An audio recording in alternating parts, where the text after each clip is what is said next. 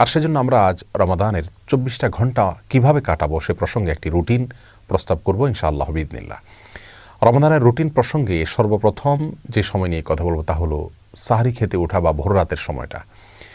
ভোর রাতে আমাদের উঠে সাহরি খাওয়া এটি সুন্নাহ।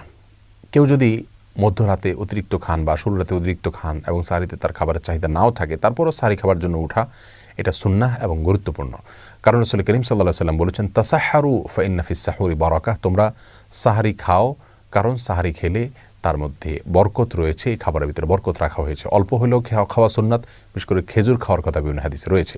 আমরা সাহরিতে আর যাই খাই একটা করে খেজুর অন্তত খাবো। সাহরি খেতে যখন আমরা উঠব, কমপক্ষে সাহরি খাওয়ার আগে আধা ঘন্টা যেন আমরা সময় পাই, সেভাবে আমরা উঠব। কারণ একজন মুমিনের কাছে 24 ঘন্টা সময়ের ভিতরে সবচেয়ে গুরুত্বপূর্ণ সময় হলো ভোর রাতের সময়টা। কারণ এই সময়টাতে আল্লাহ সুবহানাহু ওয়া তাআলা দুনিয়ার আসমানে নেমে আসেন এবং বান্দাদেরকে ডেকে ডেকে তাদেরকে